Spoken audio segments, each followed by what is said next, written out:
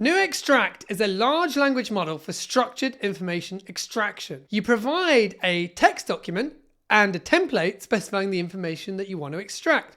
And what you'll get back is the structured output as JSON.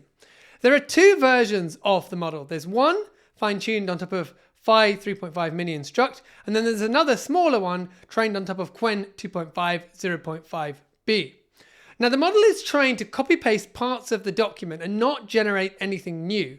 So we can't ask it to return us a summary of a document or to pull out the main points. It's more for finding entities in the document. On their blog, they show this chart here, suggesting that it does better than GPT-4o at zero-shot entity extraction.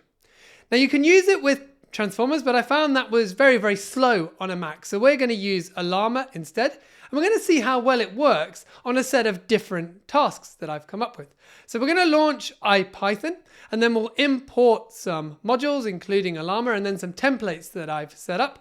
And then we're going to just bring in a function called create user message. So this needs to be the structure of the message that we send to the LLM. So we have a template at the top, and then we have some text underneath.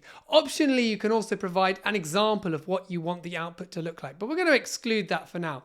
And then we're going to write ourselves a function called extract info that takes in the text and the template. We'll call that create user message function, and then we're going to call Ollama chat. The model is NuExtract, and we're going to give it one message, which is a user message with our user message. Let's have a look at our first bit of text. So this is the hello world example from the NuExtract blog. So it's a bunch of text about an LLM.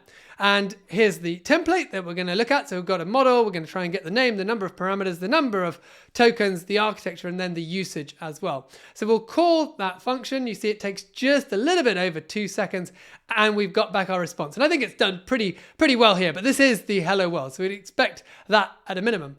Let's now have a look at our second example. So I've got a post from Blue Sky here, and let's have a look at the template. So we want to try and pull out the hashtags, the mentions, and any links. And let's kick it off.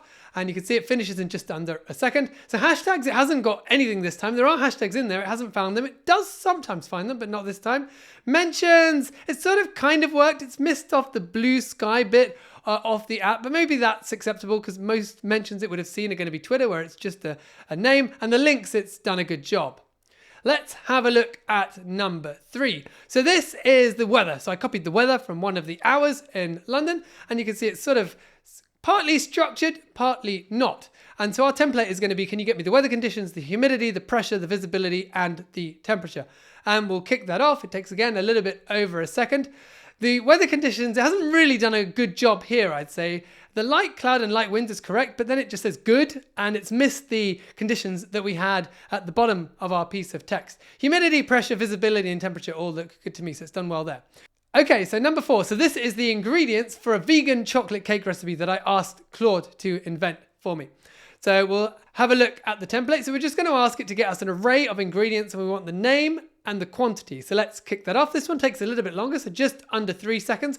But if we look at what it's come up with, I think it's done a pretty good job here. So it seems to be pretty good at pulling out recipe, ingredients, and quantities. And finally, number 5. So this one is some jobs on a made up resume. So you can see it has a little bit of a structure. The template's going to be pull me out an array of jobs with an organization, the title, and the dates. And so let's kick that off. Again, takes a little bit longer, so about 3 seconds for this one.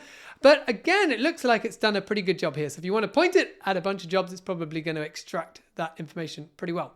Another tool that I've come across that's kind of similar to this is Glynus. If you're interested in other approaches, take a look at this video next.